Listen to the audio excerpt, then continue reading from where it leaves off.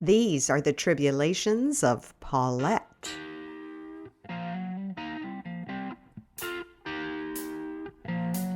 I'm gonna jump right into your heart. I'm gonna jump right into your heart. I'm gonna jump right into your heart. Yes, that's where I'll start. I'm gonna kiss my pretty lips. Outside in my driveway, the liquor store minivan idles, motor running, but locked up tight. The excitement is building on both fronts. Brian, my hunky delivery boy, is concerned about getting into the van as quickly as possible. The cougar in me hopes that it will take all night. We go back into the house to get warm. I offer him a beer, but he says no, that he couldn't possibly drink on company time. I think, well, now you're on my time, Junior. When we rule out the coat hanger as an entry tool, Brian decides to run down to the gas station on the corner to see if they have a Jimmy stick. I wrap him in my husband's ski jacket, and off he goes. The moment he's out the door, my teenage brain goes into overtime. I dim the lights in all the rooms. I switch to the all John Mayer playlist. I dab more Joe Malone here and there. I call the liquor store and explain to Harry, the owner, what's going on.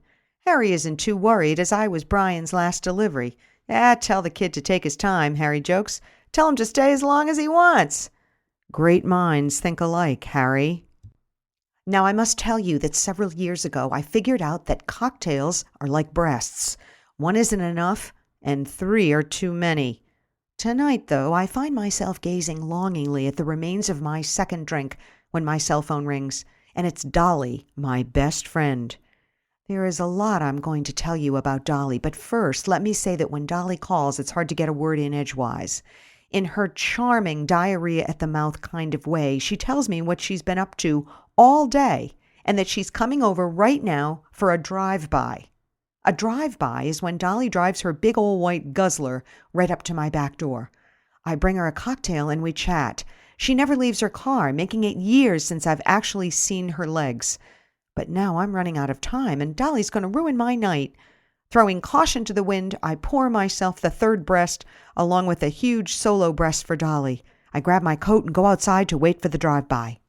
Dolly appears almost instantly, and I hand her the wine. She gestures to Brian's van. Who's here, she wants to know. I explain what's going on, but not the underlying seduction part. Dolly says, oh, he'll be back in a minute. That gas station is terrible, and they don't have a Jimmy stick. You have to call the police. They're the only ones who can help. A few seconds later, Brian shows up, and he's really bummed out. That's a terrible gas station, he says, and Dolly winks at me over her wine glass.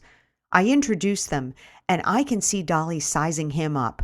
She's divorced, so technically she's allowed. But Brian is mine. I haven't passed him on to anyone. He's untainted. I just want Dolly to leave, but she's giving him the third degree and asking him how long he's been my delivery guy. When she hears 1 year, she shoots me daggers. Brian is starting to look anxious again. I say, okay, Dolly, I got to help Brian, so more later. With that, she hands me her empty wine glass and backs her white elephant out of my driveway.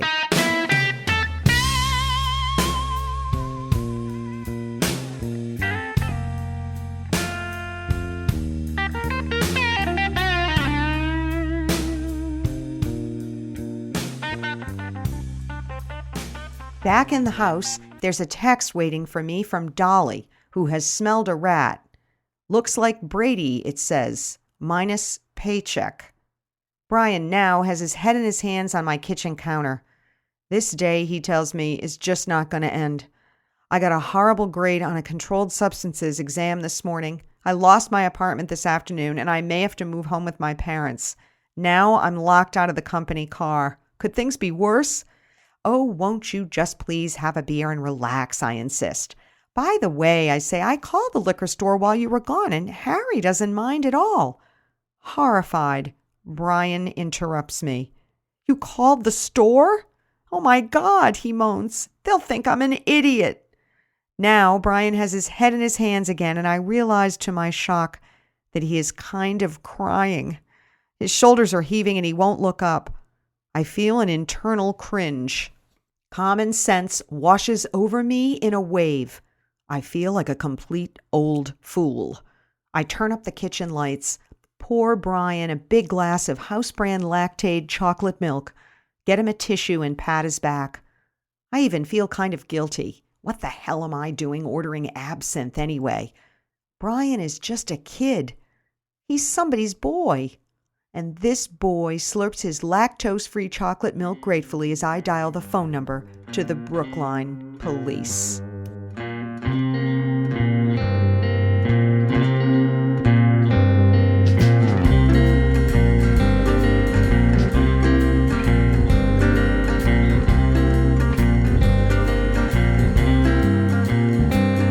The light outside is growing dim, and I am going home. Music for this podcast is brought to you by the very fabulous, very talented Mr. Eric Fontana. And now my work is done. I climb the stairs to your room. My key unlocks your door. Next time, a random diagnosis and a very special phone call. Till then, ta-ta. All your